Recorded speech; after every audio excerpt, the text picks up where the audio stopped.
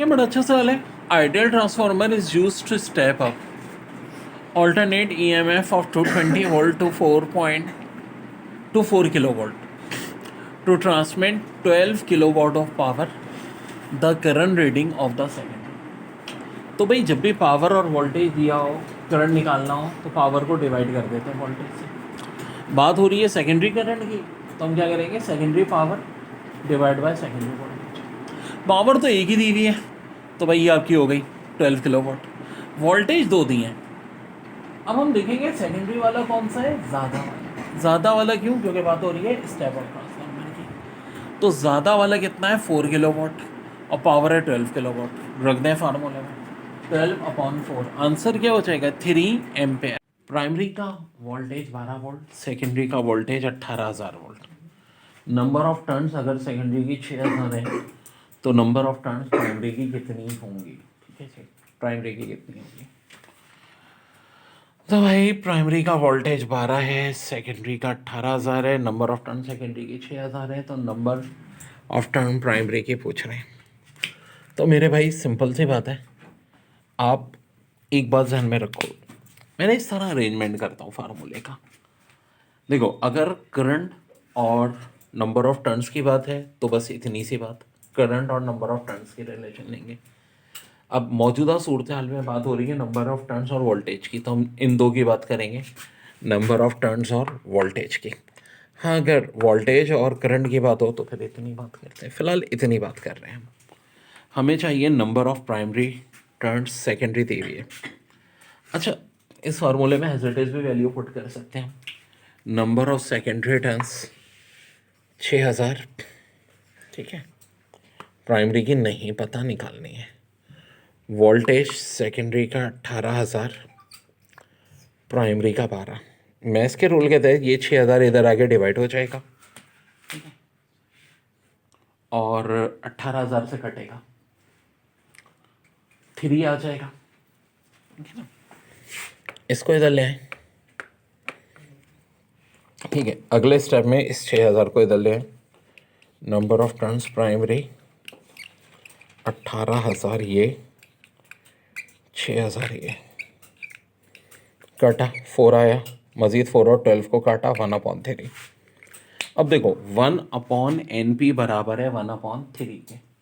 अब उलट दो, या डायरेक्ट भी कर सकते हो यार. नंबर ऑफ प्राइमरी टर्न, इसका मतलब है किसके बराबर होगी, 3 के.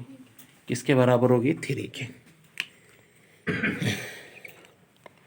ठीक है जी. इसमें ज़रा कैलकुलेशन को क्रैक कर लें. 18,000 जब 6000 से कटेगा तो ऊपर 3 बचेगा. 3 और 12 को दोबारा काटेंगे तो 1/4 बचेगा. 1/NP अगर 1/4 के बराबर है तो NP बराबर.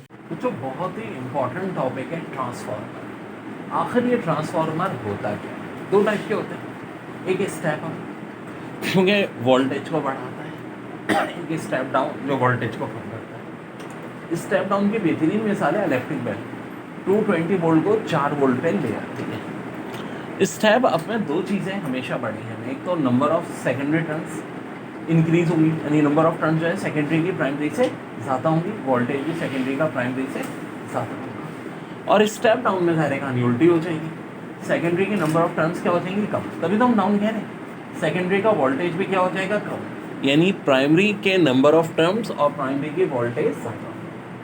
लेकिन बच्चों, जो पैटर्न नंबर ऑफ टर्न्स और वोल्टेज में चलता है, करंट में बिल्कुल अपोजिट चलता है. स्टेप अप में मैंने कहा कि हमेशा सेकेंडरी की टर्न्स और सेकेंडरी का वोल्टेज ज़्यादा होगा, लेकिन करंट किसका ज़्यादा होगा, प्राइमरी. इसी तरह स्टेप डाउन में प्राइमरी की नंबर ऑफ टर्न्स और वोल्टेज ज़्यादा होगा, लेकिन करंट किसका ज़्यादा होगा, सेकेंडरी का. अब देखो, number of secondary turn divide by number of primary turns equal to voltage of secondary turn divide by voltage of primary turns equal to current of primary divide by current of secondary equal to number of secondary divide by number of primary. अब actually formula कैसे use करेंगे. देखो, अगर voltage और number of turns की बात होगी तो ये वाला, वोल्टेज और करंट की होगी तो ये वाला, करंट और नंबर ऑफ टर्न्स की होगी तो ये वाला. जल्दी नोट डाउन कीजिए बच्चों. बोर्ड पे देखो, एक चीज़ कहलाती है एडी करंट. ये क्या होता है, पावर लॉसेस. बड़ा इंपॉर्टेंट टॉपिक है ट्रांसफार्मर में, क्या क्या पावर लॉसेस होते हैं. तेरा पावर लॉस होता है जिसको एडी करंट कहते हैं। होता क्या है कि एक आयरन कोर होती है, वेरिएशन ऑफ मैग्नेटिक फ्लक्स होती है, वेरिएशन ऑफ मैग्नेटिक फ्लक्स, इसके नतीजे में हीटिंग होती है और इसको हम कैसे सही करते हैं, लैमिनेशन से। जो ब्लू कलर से मैंने लिखा है वो इसका हल है। एमसीक्यूज क्या आएगी कि किस किस तरह की पावर लॉस होती है। तो एक तो एडी करंट कहलाती है, एक हाइस्टेरेसिस लॉस कहलाती है, एक पावर डिसिपेटेड। एडी करंट क्या होता है, ये जो आयरन कोर होती है ना, इसका मैग्नेटिक फ्लक्स बार बार आगे पीछे हो रहा होता है, यानी एडी करंट प्रोड्यूस होगा मैग्नेटिक फ्लक्स के वेरिएशन की वजह से। हीट प्रोड्यूस होगी, हीट जब प्रोड्यूस होती है ना यार, याद रखो, तो हमेशा पावर लॉस होती है। गर्मियों में बिजली का ज़्यादा आने का एक रीज़न ये भी होता है। तो इसका हल क्या है, लेमिनेशन कर दो। गर्मियों में बिल ज़्यादा आ रहा है तो क्या करो, लेमिनेशन कर दो भाई साहब। दूसरा होता है direction of magnetization of core reverse. जी, डायरेक्शन जो है मैग्नेटाइजेशन कोर की रिवर्स हो जाती है, जिसके नतीजे में जो लॉस होता है उस लॉस को नाम क्या देते हैं, हाइस्टेरेसिस लॉस। हाइस्टेरेसिस लॉस भी क्या है, ट्रांसफार्मर की पावर लॉस का टॉपिक। देखो, एक तो ये हमारे जो फार्मूले हैं जिनमें न्यूमेरिकल्स आने वो एक अलग है। दूसरा, ट्रांसफार्मर से जो एमसीक्यूज पक्की आती है पेपर में, वो पावर लॉस से रिलेट आती है। ठीक है, थ्योरी में नोट्स, शॉर्ट नोट्स भी आ जाता है। तो हाइस्टेरेसिस लॉस होता है।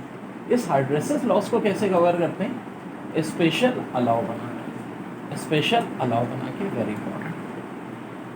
और लास्ट चीज़ होती है डिसिपेटेड, पावर डिसिपेटेड होना, जिसका फार्मूला आई स्क्वायर आर होता है। देखो, अक्सर होगा शिकायत आपको क्या होती है कि यार बिजली का बिल ज़्यादा आ रहा है, गर्मी भी नहीं है, फिर क्यों आ रहा है, वायर बड़े थिन है। थिन वायर को किससे रिप्लेस कर दो, थिक वायर से, पावर लॉस कम हो जाएगी। ब्लू कलर से लिखा है, इसका मतलब है ये मसले का हल है। हाइस्टेरेसिस लॉस कैसे सही होगा, स्पेशल अलाउ से। पावर डिसिपेटेड, थिक वायर से, ऐसे एमसीक्यूज आती है। और एडी करंट कैसे सही होता है, लेमिनेट। बड़ा अच्छा सवाल है इन स्टेप डाउन ट्रांसफार्मर। तो सबसे पहले वर्ब आ रहा है स्टेप डाउन। एक बात तो तय कि नंबर ऑफ प्राइमरी टर्न्स और वोल्टेज ऑफ प्राइमरी ज़्यादा होगा सेकेंडरी से। Transformer the input voltage is 22 kilovolt. 22 kilovolt बहुत हाई होता है, और इनपुट का मतलब है प्राइमरी, प्राइमरी वोल्टेज बहुत ज़्यादा दिया हुआ है। And the output voltage is 550 volt. Understood सी बात है कि आउटपुट वोल्टेज सेकेंडरी कम होना चाहिए। क्यों, ऐसा क्यों है, क्योंकि स्टेप डाउन ट्रांसफार्मर है। Ratio of number of turns of secondary to that in primary. अब देखो, जब भी रेशियो के साथ आए बायो वाले खासतौर पर वर्डिंग में देखो, पहले किसका जिक्र हो रहा है, सेकेंडरी, बाद में किसका जिक्र हो रहा है, प्राइमरी। तो सेकेंडरी ऊपर, प्राइमरी नीचे, क्योंकि ऑप्शंस वो ऐसे देते हैं कि अक्सर फंस जाता है बंदा। ये अब देखो, सेकेंडरी टर्न्स, प्राइमरी टर्न्स, ये फार्मूला हमारा लगता है, number of secondary turns divide by number of primary, हमेशा बराबर किसके होगा, voltage of secondary divide by voltage of primary. So dear, voltage secondary का 550 है और ये 22 किलो है, तो इसका मतलब 3 जीरो लग जाएंगे। अब देखो कटता क्या है, ज़ीरो ने ज़ीरो को मार डाला, 11 के टेबल से 55 और 22 को हमने काट डाला, यहाँ 5 बच रहा है,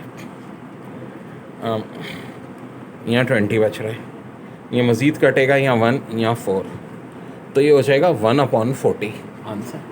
अच्छा देखो, ऑब्वियस सी बात थी, बात हो रही है सेकेंडरी और प्राइमरी की। प्राइमरी की ज़्यादा होनी चाहिए क्योंकि कौन सा है, स्टेप डाउन है ना, तो 1:40।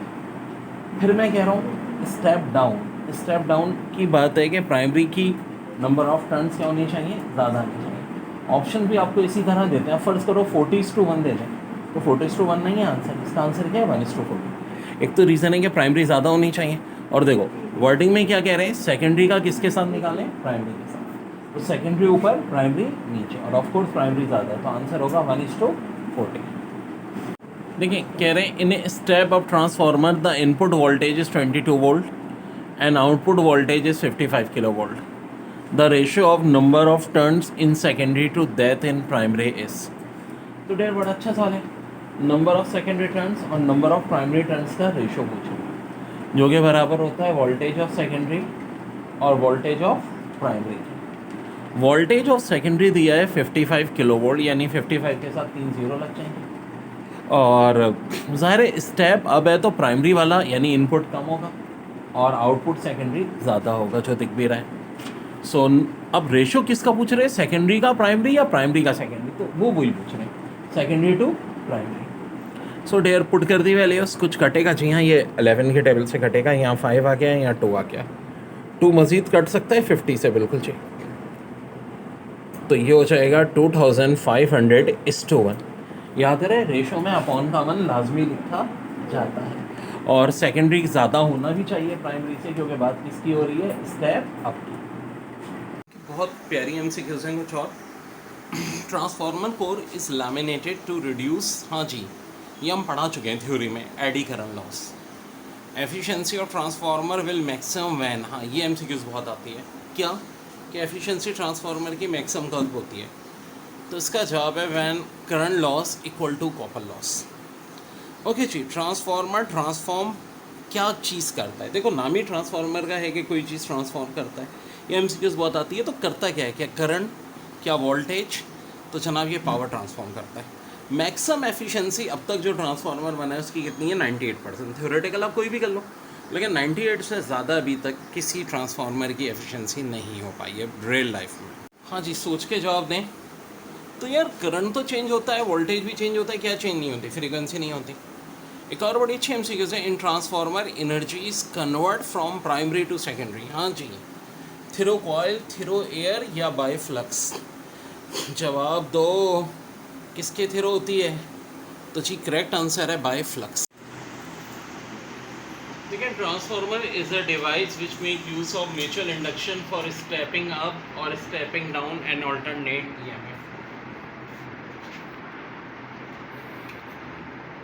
मतलब क्या हुआ, स्टेपिंग अप का मतलब हो गया नंबर ऑफ सेकेंडरी टर्न का बढ़ना, नंबर ऑफ प्राइमरी टर्न से, वोल्टेज सेकेंडरी का बढ़ना प्राइमरी वोल्टेज से, और स्टेप डाउन का मतलब हो गया कि अब की दफ़ा सेकेंडरी वोल्टेज कम हो जाएगा प्राइमरी से, नंबर ऑफ टर्न भी कम हो जाएंगे प्राइमरी से। होता क्या है, स्टेप डाउन की बेहतरीन मिसाल है इलेक्ट्रिक बैल, 220 वोल्ट को सिर्फ 4 वोल्ट कर देती है। अब एक बड़ी दिलचस्प बात है कि स्टेप अप में नंबर ऑफ टर्न्स भी बढ़ती हैं, वोल्टेज भी बढ़ता है, लेकिन एक चीज़ इन दोनों के रेसिप्रोकल होती है और वो होता है करंट। अगर नंबर ऑफ टर्न्स और वोल्टेज बढ़ेंगी तो करंट जो है वो कम होगा, करंट प्राइमरी का ज़्यादा होता है सेकेंडरी के करंट से स्टेप अप में। जहाँ तक स्टेप डाउन का ताल्लुक है तो वोल्टेज भी कम हो जाता है, नंबर ऑफ टर्न्स भी कम हो जाती है,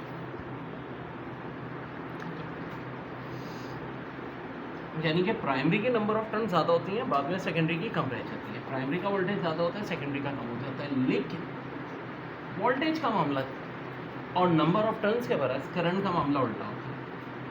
करंट हमेशा किसका ज़्यादा हो जाएगा, सेकेंडरी का, किससे ज़्यादा हो जाएगा, प्राइमरी से। कब की बात हो रही है, स्टेप डाउन की। ट्रांसफार्मर के टॉपिक से जितनी भी एमसीक्यूज आज तक पास पेपर में आई हैं सारी हम डिस्कस करते हैं। और transformer does not change, option A है करंट, ऑप्शन बी है वोल्टेज, ऑप्शन सी है फ्रीक्वेंसी, और कौन सा सही है सोच के। टॉपिक बहुत इंपॉर्टेंट आता है ट्रांसफार्मर में, पावर लॉसेस और उनकी रेमेडीज़। तो सबसे पहले तो एडी करंट क्या होता है, induce of the surface of iron core due to variation of magnetic flux producing heating and therefore reduce amount of power heat can be transform to secondary. ठीक है जी, ईच टाइम डायरेक्शन। अब ये जो पहला है एडी करंट, इसमें क्या होता है कि ये प्रोड्यूस क्यों होता है, वेरिएशन ऑफ मैग्नेटिक फ्लक्स। अगर एक छोटी सी बात पूछें एमसीक्यूज इस तरह आएगी कि एडी करंट का रीज़न क्या होता है, वेरिएशन ऑफ मैग्नेटिक फ्लक्स। और सबसे इम्पॉर्टेंट, इसको सही कैसे किया जाता है, तो वेल ये जो ब्लू कलर से लिखा है मैंने, रेमेडीज यानी ब्लू कलर से लिखी है, लैमिनेशन। एक और बड़ा है, each time direction of magnetization of core is reserved, some energy is wasted in overcoming internal friction, this is known as hysteresis loss। hysteresis loss किस वजह से होता है, ये डायरेक्शन ऑफ मैग्नेटाइजेशन चेंज हो रही है। अगर एक सिंपल सी बात पूछे रीज़न, तो डायरेक्शन ऑफ मैग्नेटाइजेशन। और सही कैसे होगा, अलाउ। अलाउ का मतलब होता है कि मेटल्स का डिफरेंट कम्बिनेशन। और एक चीज़ होती है जो एनर्जी लॉस होता है, जिसके लिए फार्मूला आई स्क्वायर आर होता है। अब देखो एनर्जी लॉस कब होता है, अगर आप घर के हालात भी देखोगे, घर में करंट बिल ज़्यादा आ रहा होता है तो उसका रीज़न होता है कि आपके घर की वायरिंग थिन होती है। तो क्या करें जी, ये जो ब्लू कलर से लिखा है थिक वायरिंग कर दें, जब पावर लॉस का मसला। ये बड़ा अच्छा सवाल है। ट्रांसफार्मर हैज़ 400 टर्न्स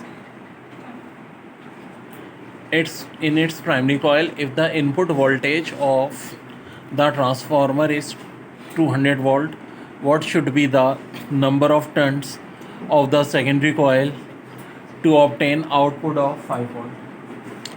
तो इन या प्राइमरी हो गई 200